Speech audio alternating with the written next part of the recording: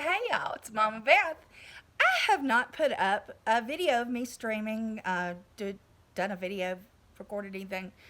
I've put up some other videos, but since the day after Christmas. And I want to say thank you to everyone who watched that stream and either got so pissed off they can't stop talking about it. Who knew that me in a white mink coat and holding my AR-15 would really upset that many people? I have laughed and laughed, and some of my friends, and a lot of people were very complimentary. They told me I looked really good out there in my mink and with my gun, and I was going to shoot it and show you how. And then someone had told me that I wasn't allowed to do that on YouTube, but I found out they were wrong. So I went to make the video today, and I have my new fur coat. By the way, that mink's 2 years old. But I have a new fur coat that I got for Christmas, and I was going to film in it. And then we get out there, and the wind is blowing so hard that it wasn't good filming conditions. So I thought I would come on here. This is my Sunday sauce, okay? Everybody had an uproar over my meatballs, and then they had an uproar over my mink and my gun. And oh, I said my dad hates cats. I need to explain that. We lived on a real big farm, and if you have feral animals, like we had a dog and a cat growing up, and they were very well loved, very well treated, spoiled. In fact, the cat's name was Normal, and if you're a Garfield fan, you'll know where that comes from. But anyway, we would have feral cats come on the farm, and they were mangy and covered in fleas and what they would do is they would eat our cat and dog's food, and they would get our cat and dog sick. So my dad said, any feral cat that you see is target practice. And that's the way it was. There were no rescues, there were no animal shelters like there are now. I support our local rescue. But back then, when you're on a farm and you've got a cat that you couldn't have caught it if you'd wanted to. And, they're about on the edge of death anyway.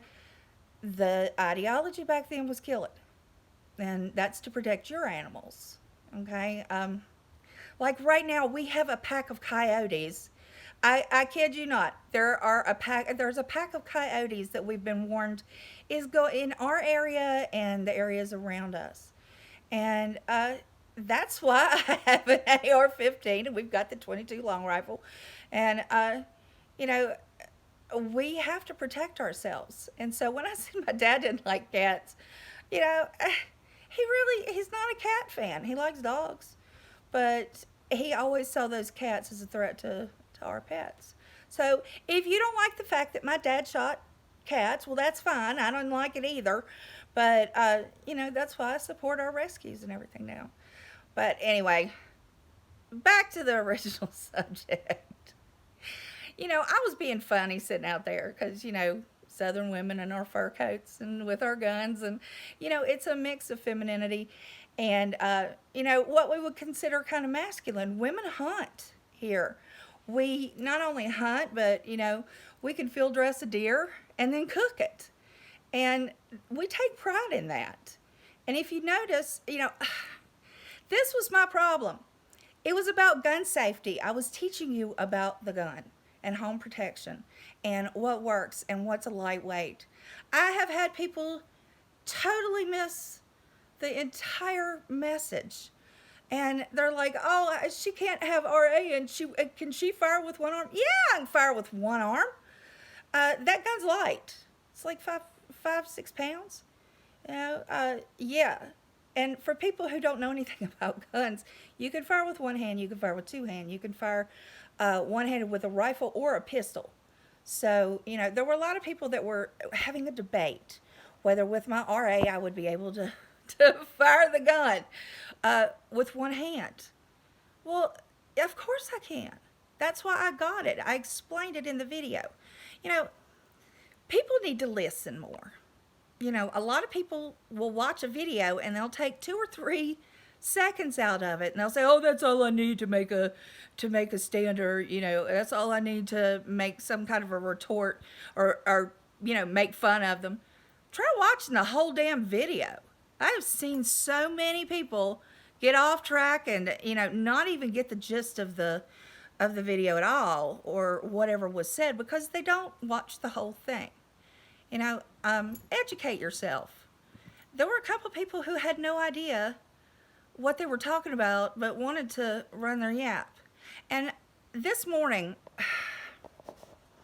I try not to talk a lot about have my RA and fibromyalgia and my diabetes and the different things that I go through. But you know what?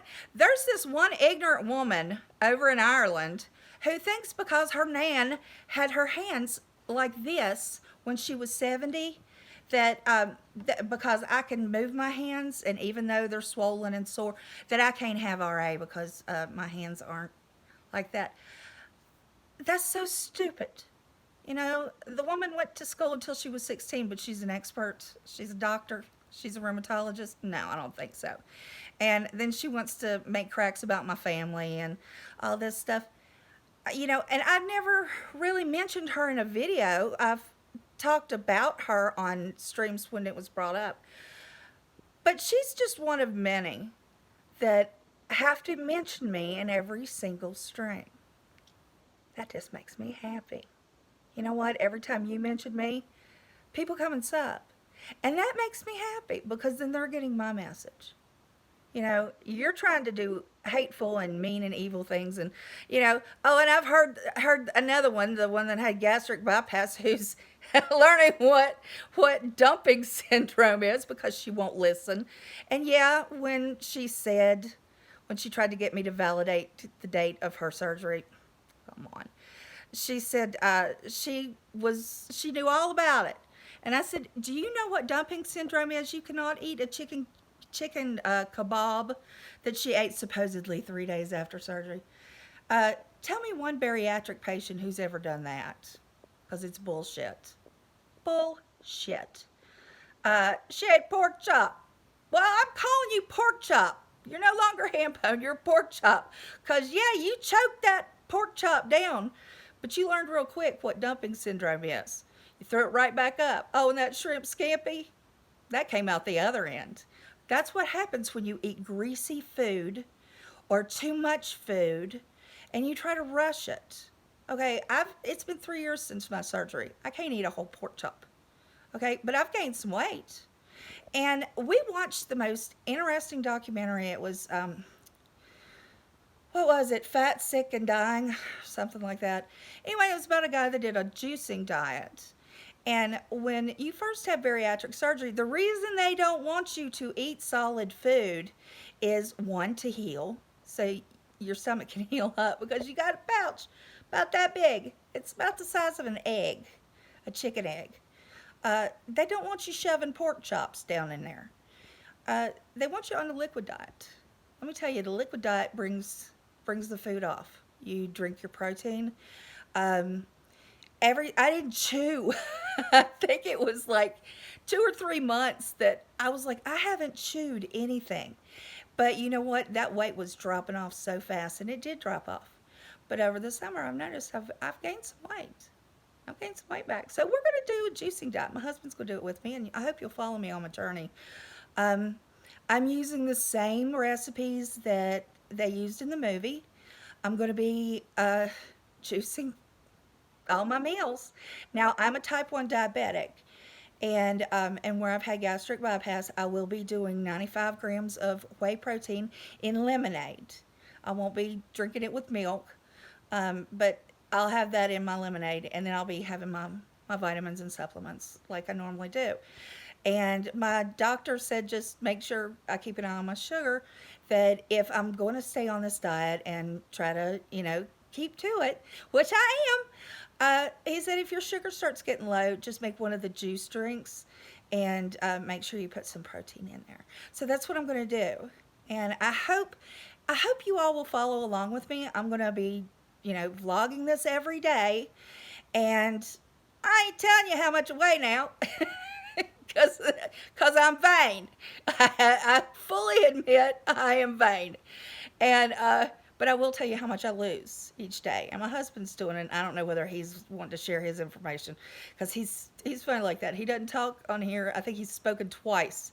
But yeah, but I'll tell you how much I lose. Of course, it'd be a lot of water weight first. But we're going to do 10 days. And then if it's working for me and I'm doing well on it, then I'll keep doing it. And get that weight loss kicked back in. You know, your metabolism has to get back in order. But let me tell you, you're not gonna lose weight eating pork chops and shish kebabs and shrimp scampi. That's the dumbest shit I've ever heard in my life. I can't even hold the phone straight. I'm laughing. Sorry. Anyway, and I want to say congratulations to Savage on her new grandbaby. Um, I heard there was some ugly stuff that happened on her live stream, but uh, Savage, just ignore that and enjoy that beautiful grandbaby. Congratulations. And let's see. Everybody else, I hope your new year is starting out beautifully. I hope you've made goals instead of resolutions. I don't make resolutions because people make a resolution and then once they break it, they're like, it's done. You know, it's over with. If you make a goal, even if you stumble or you fail, you keep going for that goal. You keep doing it. You keep trying, climbing that hill, you know, heading towards whatever it is that you want or that you want to do or that you want to be.